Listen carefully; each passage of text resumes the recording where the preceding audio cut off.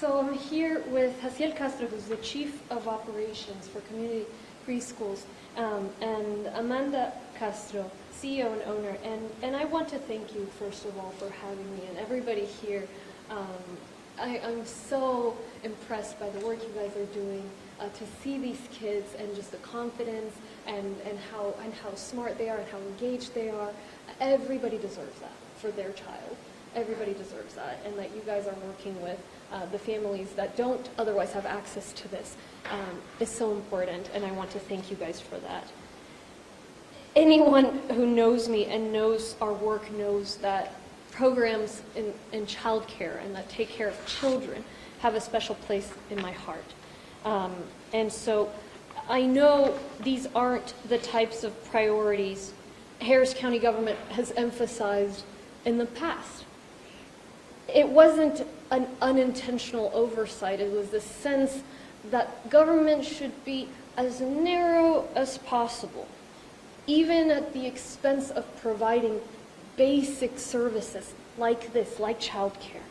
I disagree with that approach. I think as leaders, we have an obligation to go beyond just the bare minimum of roads and bridges, that we need to make sure we're shaping future leaders, innovators, folks who can fully participate in our society, and that we're setting the conditions for everyone who works hard and goes out there and pursues their skill set, their dreams, to be able to get ahead, to be able to have the opportunities they deserve. When we see evidence in Harris County, as we have relatively recently, that life expectancy varies by 20 years between the zip code with the longest life expectancy and the zip code with the shortest life expectancy, we know something is wrong, and I believe we have an obligation to act. When we see a hands-off approach to governance that lets polluters self-police, I feel we have a responsibility to act. When we see young people's lives and futures being taken away by gun violence, folks being absorbed, swallowed by a criminal justice system, I feel we have to fix that. There are certain things only government can do that we're uniquely positioned to address. Things that the private sector and individual people can't possibly take care of on their own. And if we don't do it, no one will in full. We've given it a lot of time to see if the market catches up fully to the total demand, but on certain issues, it just can't. And this is one thing. Child care centers like this one need our support to be able to continue operating. And the community needs places like these to exist so that their children can be ready for the future, so that parents who want to work can work. And so over the past few years, our team, along with Commissioner's Court, has worked very hard to find ways to support child care and early childhood education in Harris County. The reason why is a no-brainer. We know from decades of research, from all kinds of different disciplines, that early childhood education sets kids up for success in life, and that the lack of early childhood education has strong correlations with poor outcomes on a variety of issues, whether it's income, whether it's them getting into trouble with the justice system, graduation rates, you name it. Part of this work involves making sure we support programs that make childcare affordable and accessible to everyone, and that's why we're here today.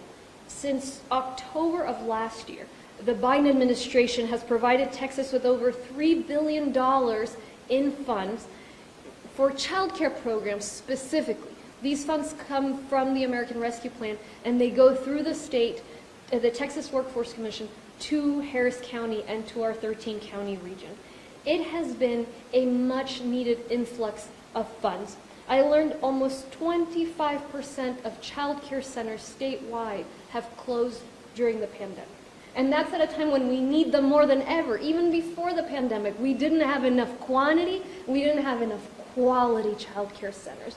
And then 25% of them closed. Sporadic enrollment, the financial situation, more difficult for everybody. All sorts of pressures and challenges. So more than ever, child care centers need the support. The last tranche we received from the Biden administration is just over $1 billion for our region. And obviously Harris County is the largest in the region, so we would stand to receive a large portion of that amount. And that's $1 billion that child care centers and home child care providers can apply for to cover payroll, to cover mortgage, supplies, a whole gamut of needs that they might have to make sure that they continue operating and they continue providing these vital services. These are called Child Care Relief Fund dollars, CCRF dollars. And a lot of these dollars remain on the table. So right now, we have around $300 million that have not yet been claimed. And the deadline is May 31st. So we have less than a month for child care centers and at-home child care providers to claim these funds and make sure that we don't end up having to send this money back to the state, back to the federal government. It is a rolling process. So we need folks in Harris County to hurry up and get their application in. There's still, we estimate, over 1,000 providers in the Gulf Coast region that have not even applied for funding. And so if you run a child care center, and in particular a home-based child care center, those are even more underrepresented, please take advantage of this program. Time is running out. And what we hear is the same folks apply every time, and we're really trying to reach the child care centers that perhaps haven't heard about this, the smaller ones, deep in the community. So we need everybody's help spreading the word. This is open to any licensed center, any registered center who is in good standing, who is committed to staying open through to the end of next year. To apply, you can go to harriscountykids.com. That'll link you to the application. The application is available in English, in Spanish, in Vietnamese. And the application instructions, all of that, there's a phone number, but visit harriscountykids.com. Make sure you do it as soon as possible, certainly before May 31st. And let me close by saying the Cavalry for Childcare is here. This is one of many different efforts and instances we're working on to make sure we're supporting our child care providers and our youngest kids from the youngest ages. And we just need to make sure that providers know that the help is here. So apply before March 31st. We don't want to turn back vital federal funds, especially for lack of getting the word out. So thank you. And we'll hear from Jaciel next. Oh, you know what? I'll repeat in Spanish after you. Okay. As the judge said, we here at Community Preschools believe in three things: access, affordability, and quality.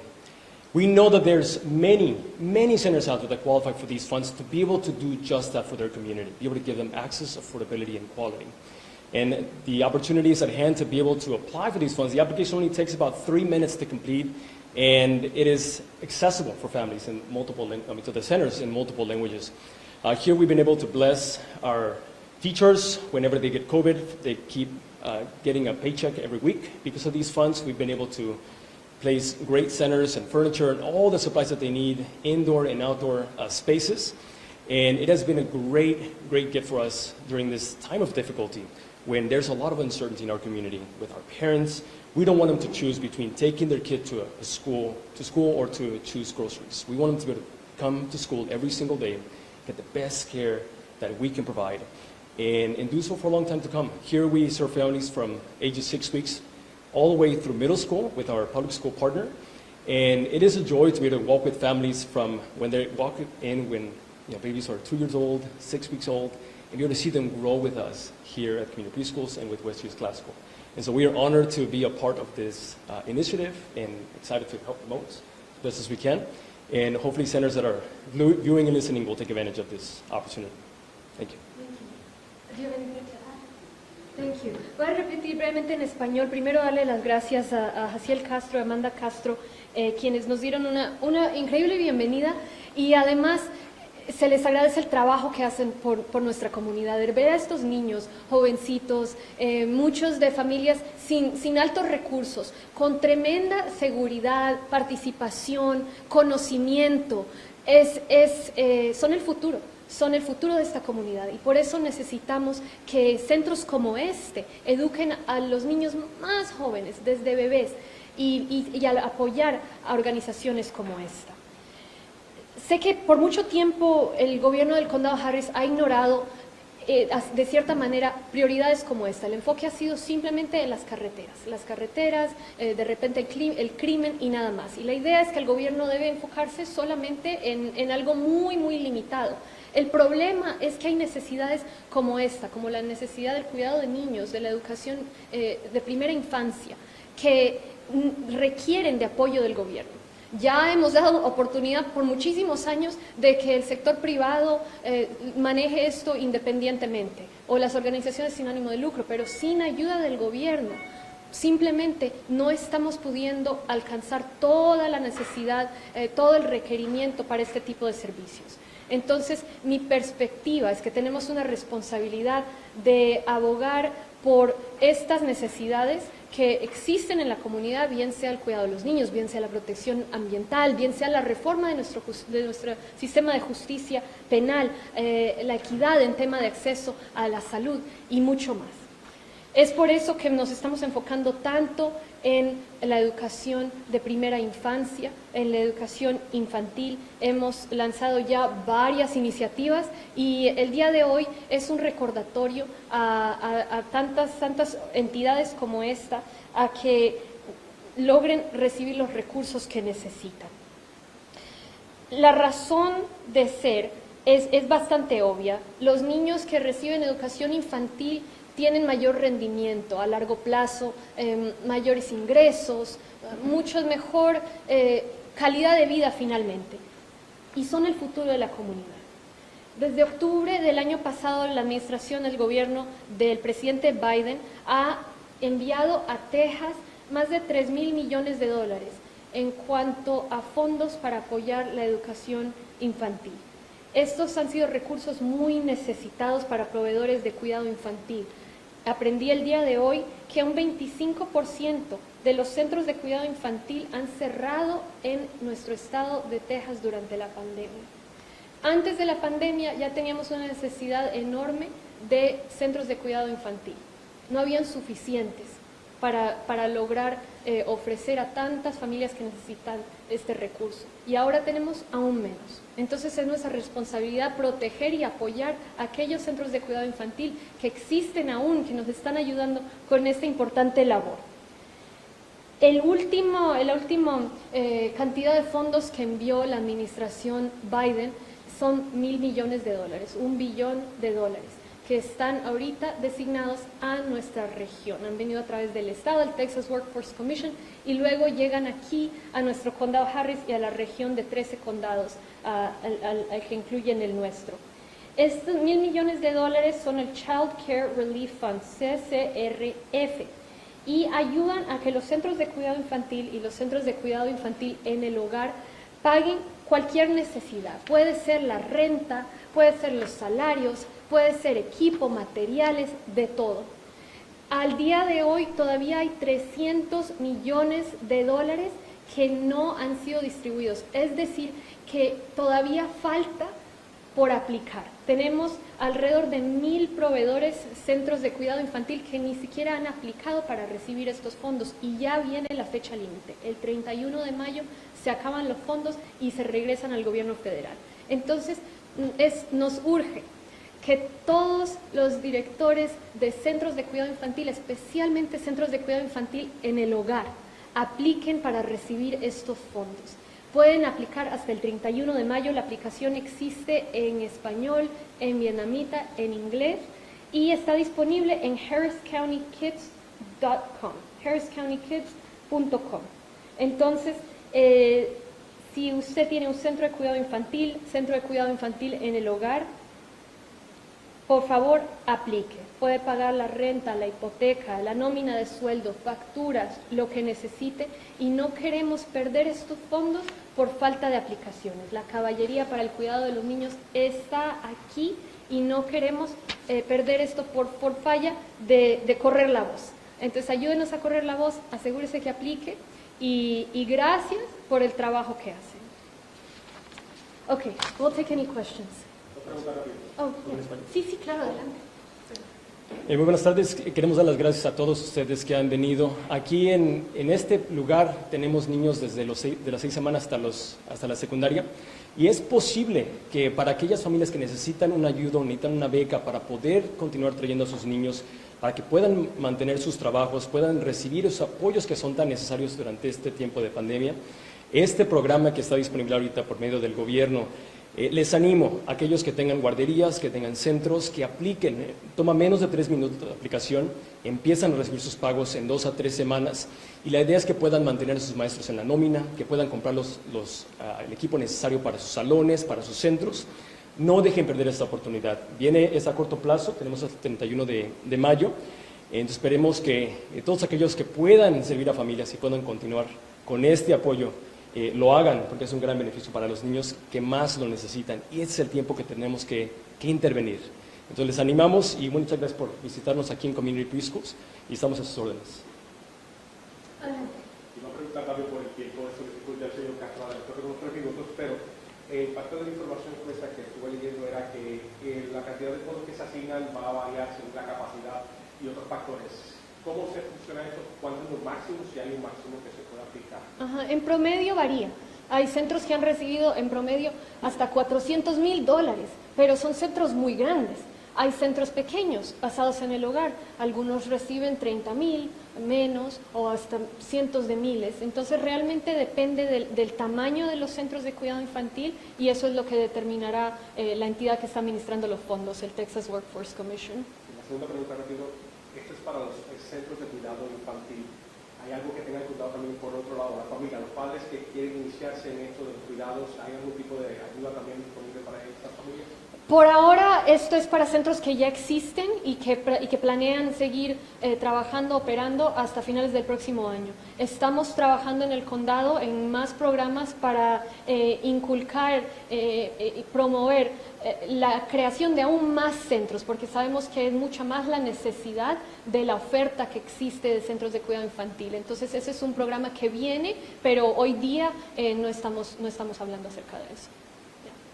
Yeah. In terms of COVID response and how things are looking at the county in general, how are we looking right now at COVID? Well, the biggest challenge we have is the challenge that we're having around the nation, which is it's very hard to pinpoint the exact burden of cases because of just the extent of at-home testing. And so what we need to look at is our hospitalizations, the trends in our hospitals. So far, we've been able to avoid some of what we've seen in other countries, some of what we've seen to some extent in the Northeast, in the sense that our hospitalizations rising, sometimes remaining stagnant, but we're watching it very closely. We're certainly not at the point where we can say we're totally comfortable to live with this, because we don't know if and when the next wave is completely here, what will that mean for our hospitals? If it will simply be an inconvenience, in which case, okay, we've learned to live with the virus, or if it will be something that once again overwhelms our hospital system. Unfortunately, from the beginning of the pandemic until now, we have yet to have a wave that doesn't overwhelm our hospitals, that doesn't require us to divert patients with basic routine needs or to bring in nurses from out of town. So we're watching very closely, and the thing we can all do to make sure that, in fact, this just becomes an inconvenience is to get the vaccine and to get the booster. I know there was just an announcement this morning of the booster for kids 5 to 11 years old, so I encourage parents, have your kid vaccinated. If you qualify for the booster, if you're over 50 or you have certain conditions, get that second booster.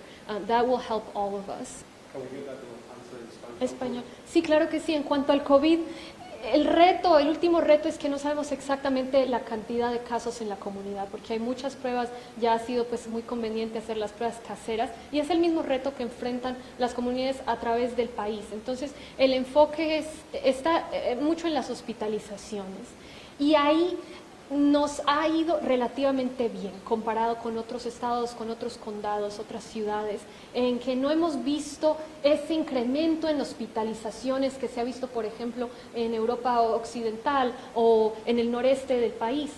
no sabemos aún qué va a pasar cuando ya la próxima ola de COVID llegue en todo su cantidad máxima. Entonces ahí es donde falta ver si el COVID se vuelve simplemente una inconveniencia, donde la minoría de las personas terminan hospitalizadas, pero el resto, bueno, se enferman unos días, fue incómodo, pasó, o si nuevamente se llenan los hospitales de pacientes de COVID hasta el punto en que tenemos que limitar el acceso a casos no COVID o traer enfermeras y enfermeros de otras comunidades. Hasta el día de hoy, desde que empezó la pandemia, no ha habido una sola ola del virus que no lleve a los hospitales al límite. Entonces, falta ver qué sucede.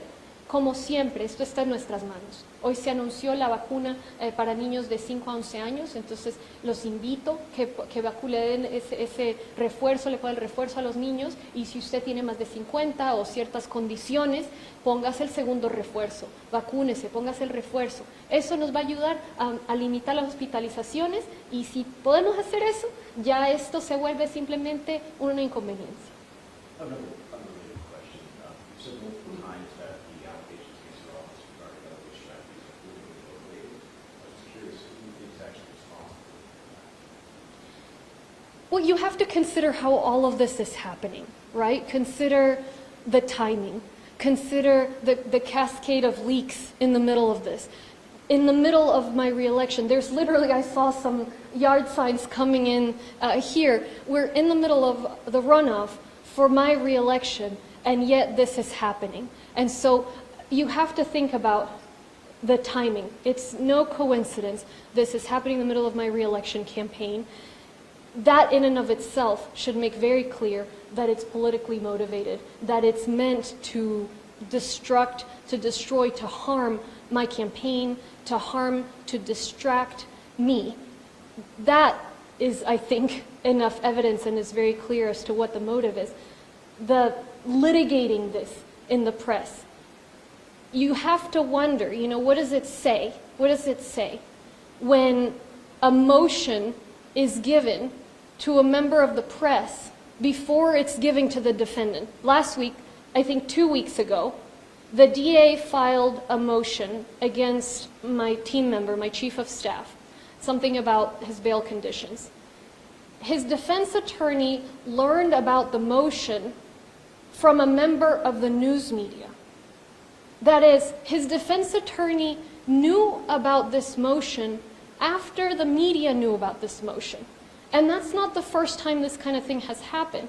It's been a constant stream of leaks, of litigating this out in the press, even when we were forbidden from responding, when this was supposed to be a process that happened within the courts and within the justice system. And then obviously the content, and I've said this before, we have state media, we have local media that has reported on how the facts being presented, the allegations being made, are based on a distortion of the facts. So why would this continue if it's clear that the facts are being distorted? Because it's a political exercise. And I'm sorry, but I have to call this out. It is a political exercise. And it wouldn't be continuing if it weren't. And I think anybody who watches the Commissioner's Court knows that the DA treats my office as a political opponent. She comes to Commissioner's Court time and time again saying that basically the talking points that my political opponents from the opposite party